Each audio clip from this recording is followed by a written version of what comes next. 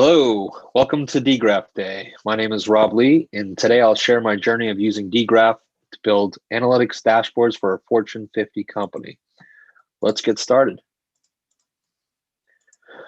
I'm a full stack developer with a Fortune 50 company, as I just said. I have extensive experience building analytics dashboards and financial reports. I've been working as a developer for over 15 years, working with multiple front ends, back ends, and DevOps environments. The past 5 years, I have focused my attention on building responsive and scalable UIs and analytical dashboards for large enterprise companies.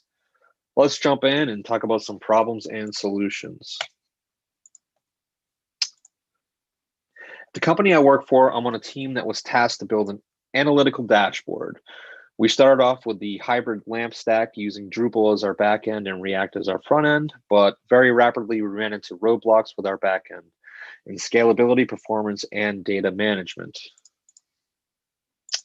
The first problem that we ran into was the excessive amount of joins that you would get with a relational database. The data is very heavily interconnected, so querying the data required many joins on a large amount of tables containing a large amounts of data.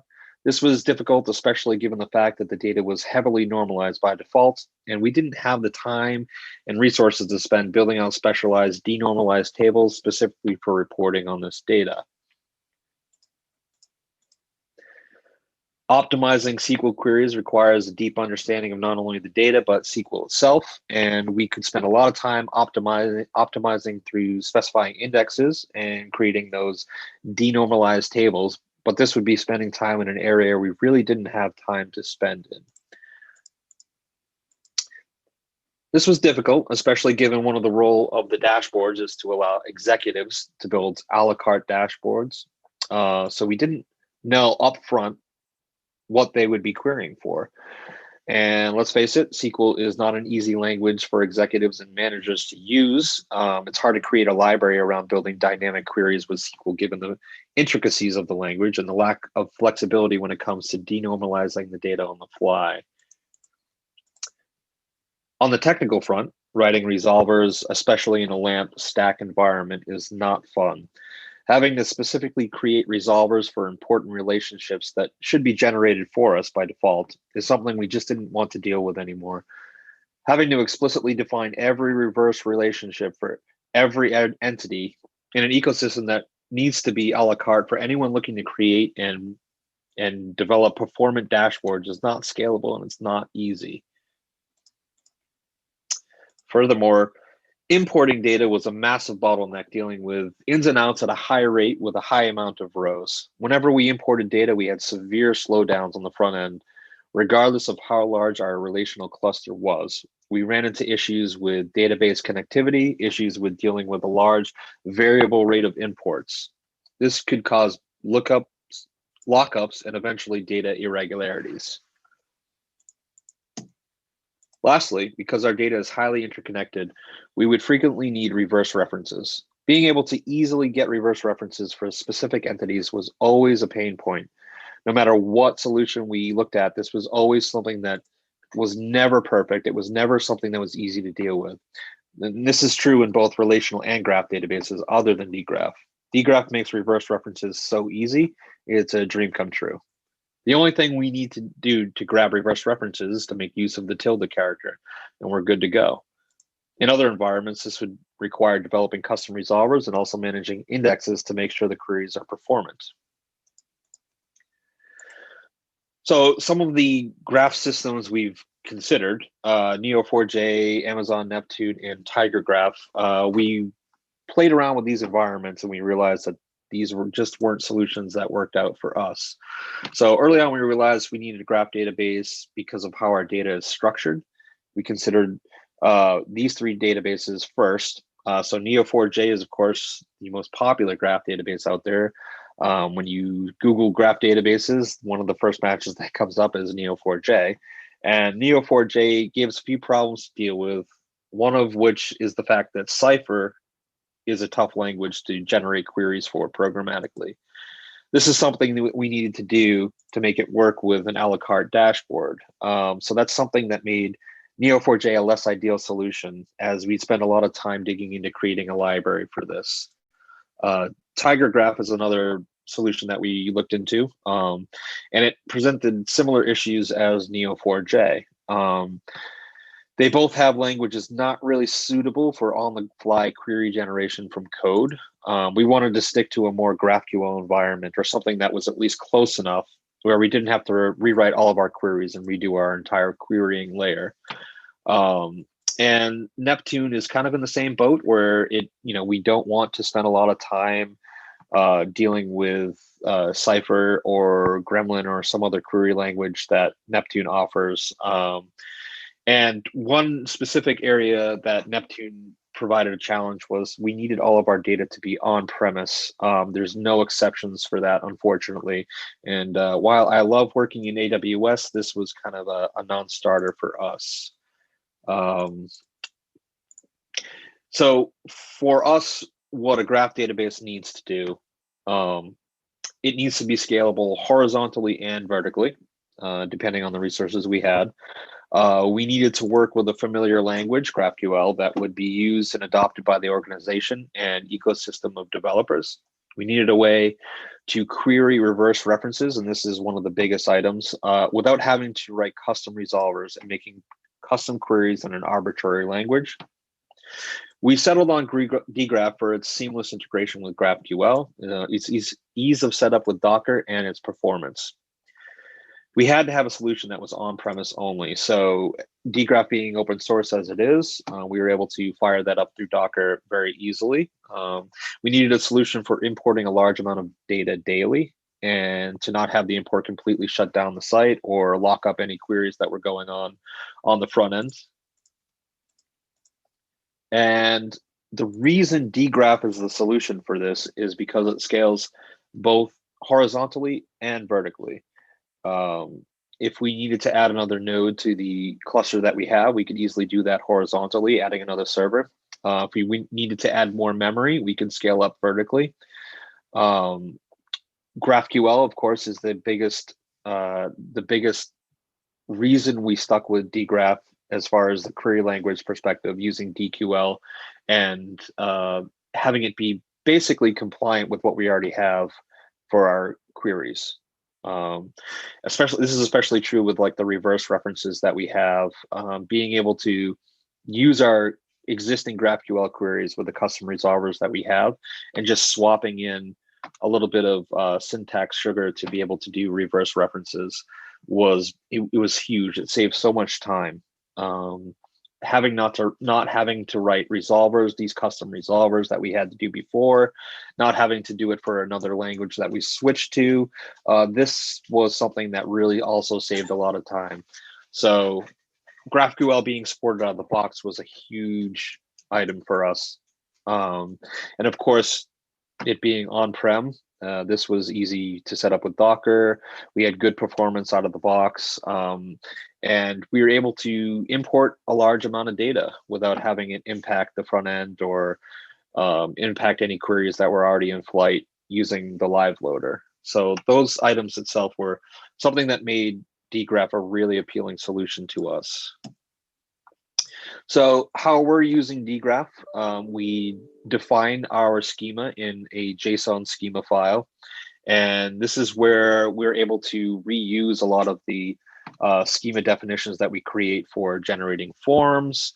We needed it to use for generating entity pages. Anything that we need to do as far as the schema, we can pull in to our front ends and generate whatever we need off of that schema, and also have it be generate a schema file for us on the back end to import into Dgraph or to make any schema changes, which is seamless. It makes it super easy. It doesn't take any time, and it makes it very easy to manage. So the schema file itself is generated through a series of JavaScript scripts that we wrote. They're not very large. They're easy to use. And all we have to do is update that schema, the JSON schema file, and generate using an NPM script to generate the schema file, which is imported directly into Dgraph, and this takes seconds. Being able to declaratively describe our resources and dependencies without having to get bogged down on every minute detail really made it easy for us to focus on other areas of our code and our data.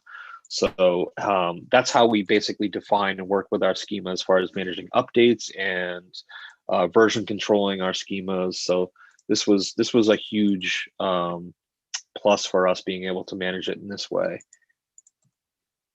And this automation workflow, here's a little example of how we kind of structure this in a JSON schema form. We have a declarative nature for our entities and describing the fields that are being used. And so this entire block of code could represent an entire entity that we use to generate a schema entity that we're using in Dgraph. This was something that didn't take very long to develop, and it was something that we could easily create a conversion script to generate our schema file for Dgraph. So using this approach, we saved a lot of time. We were able to modify the schema and add fields, remove fields, update entities without having to spend time really diving into the code and wasting hours just rebuilding a schema that we really didn't want to spend time on. So this was another level of automation that really let us focus on the data and the code. And as I mentioned earlier, we have existing GraphQL queries. As we were using in the LAMP stack as our backend using Drupal, we already were using GraphQL, and we didn't want to go to something like Cypher or Gremlin where we would have to deal with rewriting queries and rethinking of how this data is connected. It's something that would really spend a lot of time in something that we didn't have a lot of time to spend in. So DQL, which is GraphQL, which is Dgraph's query language, was something that's basically GraphQL on steroids. It made it so much easier for us to use reverse references to basically take the queries that we have in GraphQL that are plain GraphQL queries and build them out more, really reduce the amount of code that we had to write or use with GraphQL. We didn't have to make any custom resolvers, which was something that again, we didn't have a lot of time to spend on. We didn't really want to sit around creating resolvers for every possible solution that or every possible query that might occur. So Dgraph basically taking care of that out of the box was a huge selling point for us. Being able to just take a query and tweak it a little bit and then have it work right out of the box was something that was surprising. We didn't expect it to work right out of the box as it did, but it did.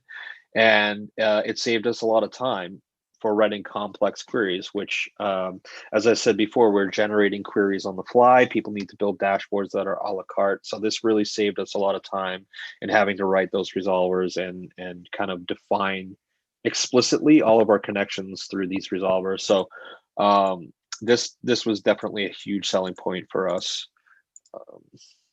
And so some of the technical issues that we did run in with Dgraph. Dgraph uses a lot of memory. This was something that was tough to use for development purposes because not a lot of developers have a lot of memory on their computers. So this was something that we kind of had to get around as far as how we're going to develop locally with this. We were able to fire up an instance on staging that developers can hit against, so they don't really have to run a local copy of Dgraph. But this was something that we had to kind of figure out early on, as it does spike in memory quite a bit, depending on the queries that you're running, of course.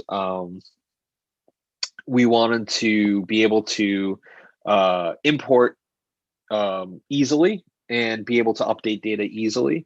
And one of the issues that we ran into is being able to delete edges and update edges at the same time was something we couldn't really do with the live loader import because if we have something that's referencing multiple other entities, like a one-to-many scenario, we would have, if we wanted to completely override that edge, we would have to clear it first, make it null, and then we add to it or insert or update that data.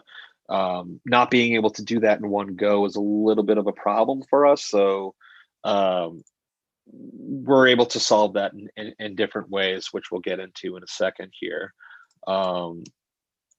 the first thing we do is we generate a file for deletion on import. So basically when we're importing, we basically decide, okay, these items need to be replaced. These edges need to be replaced. So we need to set them to null first. So we create basically a clear or a delete file that we run before we do any inserts or updates. So we create two files on imports, and these are run in transactions with the live loader that really, it doesn't really affect anything on the front end. It doesn't affect any queries that are in flight because it's running in these batches of about 1,000 at a time. And this really helps us with maintaining the speed, making it transparent for people that are using the portal itself. So that was one of the issues that we solved by creating those two files, creating the clear file, the delete file, and then of course the second file, which is the actual inserts and updates. As far as the memory goes, we did the staging environment, so developers can use that staging environment to hit against as far as not having to set up a database locally, which would use a lot of memory. And of course, a lot of the developers don't have that memory up front. So having that staging server was important for development. On production, we could just simply add more memory to our cluster, and that's basically what we did, which solved that problem for us. So um, so that became kind of a non-problem after a certain period of time, but it does take a getting used to, especially if you're not used to using that much memory, or if you don't have the resources to add all of that memory. It's going to become something that you're going to have to address. But those two problems are really the only problems that we ran into, and they're not as big of a problem as writing all these resolvers or using a language like Gremlin or Cypher to generate queries. These were problems that were we could deal with this. So that is basically the way that we were using Dgraph in a production environment for these analytics dashboards. And I appreciate you allowing me to take this time to tell this story to you. Thank you.